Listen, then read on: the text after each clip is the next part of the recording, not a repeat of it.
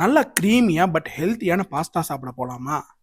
வணக்கம் மக்களே, நம்ம Coimbatore Sowripalayam GV residency Velan coffee முன்னாடி இருக்க நேட்டிவ் டச்சோட மில்லட் கேஃபேக்கு தாங்க வந்திருக்கோம். இவங்க கிட்ட மில்லட்ஸ்ல பாஸ்தா, நூடுல்ஸ், ஏன் ராகில செய்யற ப்ரௌனிஸ் கூட இருக்குங்க. நான் ஒரு பிங்க் சாஸ் பாஸ்தா ஆர்டர் பண்ணேன். நீங்க இவங்க கிட்ட 10 ரூபாய்க்கு ஸ்வீட் கார்ன், பன்னீர், மஷ்ரூம்னு ஆட் ஆன் பண்ணிக்கலாம். நான் ஸ்வீட் கார்ன் ஆட் ஆன் பண்ணிட்டேங்க.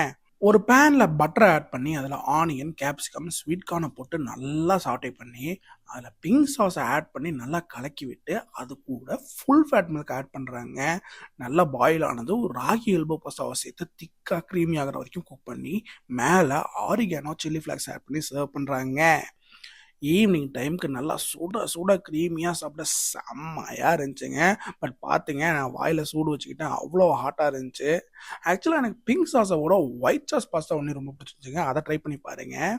இன்னும் ஏன் வெயிட் பண்ணுறீங்க? இப்போவே இந்த வீடியோ உங்கள் ஃப்ரெண்ட்ஸுக்கு ஷேர் பண்ணி பாஸ்தா சாப்பிட போகலாமான்னு கேளுங்க. நம்ம சுதேசி ஃபுட் சேனலை ஃபாலோ பண்ணுங்க. ஹாப்பி ஃபுடிங் ஜங்க் ஃபுட்ஸ் இல்லாமல் நம்ம ஃப்ரெண்ட்ஸ். ஹெல்த்தியாக கொடுக்கறதுக்காக இது ஸ்டார்ட் பண்ணியிருக்கோம். இதில் பார்த்தீங்கன்னா ராகி, கம்பு, சோளம் வந்து நூடுல்ஸ் இருக்குது. பாஸ்தாவில் பார்த்தீங்கன்னா அதுலேயும் சோளம், கம்பு, ராகி அந்த மாதிரி இருக்குது.